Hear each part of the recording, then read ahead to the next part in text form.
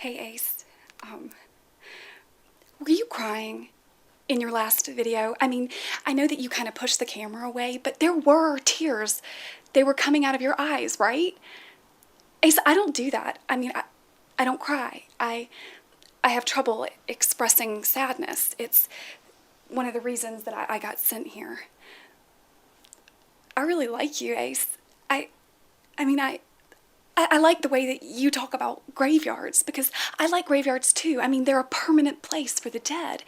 And I like that you said that I was pretty. And I really like that flower, even though I couldn't touch it. But mostly, Ace, I just like that you asked me questions, because nobody here asked me questions. And it's strange to think how the absence of questions can kind of make you feel like you don't exist. I mean, sure, there is Big Patsy, but she's always asking me things like, how many tears do you shed in private missing your daddy's cock? Or how many light bulbs does it take to unscrew a stuck-up bitch? But those questions are more rhetorical.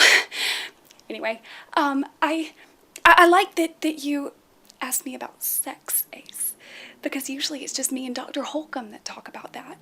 And Dr. Holcomb is a very innovative doctor, and he has a lot of creative techniques, and we girls must always act in accordance with his wishes, otherwise we get put into confinement. But anyway, he has us doing this, we get to make puppets for this autobiographical puppet show, and I really wanted to show you what I'd made so far. Because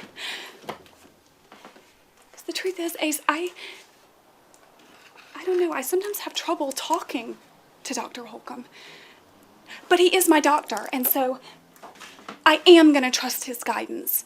And when we talk about stuff like my trouble, you know, expressing sadness, and I talk to him about how I wish that I had 1,000,000 cats, and mostly, well, he tries to get me to open up about the fact of, well, see, Ace, my mother tried to kill herself while she was 9 months pregnant with me.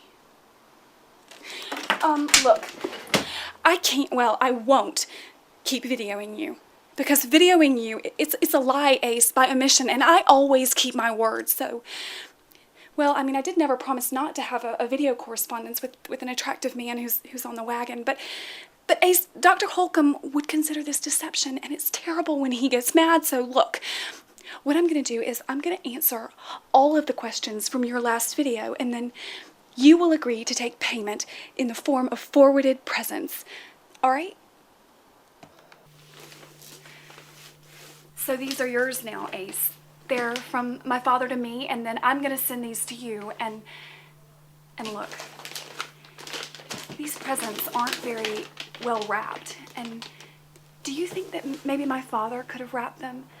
I mean, he could have, right? Because I think that if his assistant had wrapped them, that they'd kind of be more perfectly done, you know? Oh, and Ace, he sent me this. Look. She arrived in a separate crate, and I am going to send her to you, but I just need to keep her here for a little while, okay? Because Dr. Holcomb said that she could stay in the common area, and all the girls really love Cleopatra.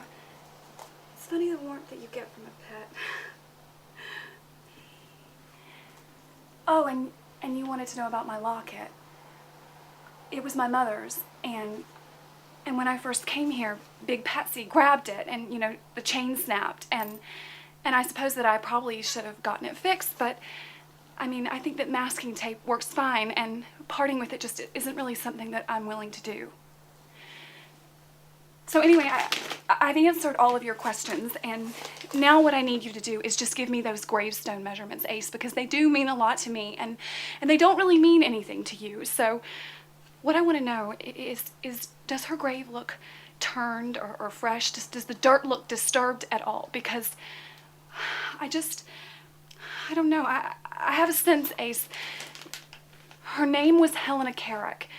And as soon as you relocate her grave, please video me immediately, because I need to know if it's rising. It's rising, isn't it, Ace?